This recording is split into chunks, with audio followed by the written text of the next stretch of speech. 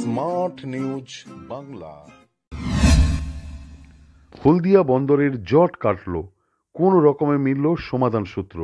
হলদিয়া বন্দরের শ্রমিক বিক্ষোভ 48 ঘন্টা কেটে যাওয়ার পরও কাজে যোগ দেয়নি শ্রমিকরা। বন্দরের কাজকর্ম থমকে যাওয়ায় ক্ষোভের মধ্যে বন্দর কর্তৃপক্ষ। ইতিমধ্যে 3টে বৈঠক হলেও সফল হয়নি। শ্রমিকরা সরাসরি অভিযোগ তুলছে বন্দরের রিপ্লে কোম্পানির সংস্থার বিরুদ্ধে। সূত্রের খবর, কোম্পানির আধিকারিকদের সামনেই শ্রমিকদের একটি শর্ত দেওয়া হয়। শ্রমিকদের কাজে লাগার জন্য অনুরোধ করা হয়। শ্রমিকদের দাবিগুলো নিয়ে 1 সপ্তাহের মধ্যে সমাধান সূত্র মিলবে বলে ঘোষণা করা হয়।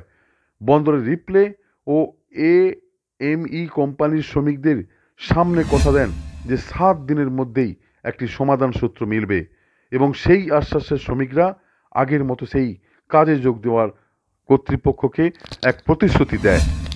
7 দিনের মধ্যেই সমাধান সূত্র মিলবে সেই আশ্বাসে শ্রমিকরা আবার কাজে যোগ দিল। বুধবার রাত 10টার পর থেকে হলদিয়া বন্দরের সমস্ত বার্থে সমস্ত শ্রমিক কাজে যোগ দেয় বলে জানতে পারা যায়। হলদিয়া বন্দরের জট কোনো রকমভাবে কাটল। Smart news Bangla. Smart news Bangla.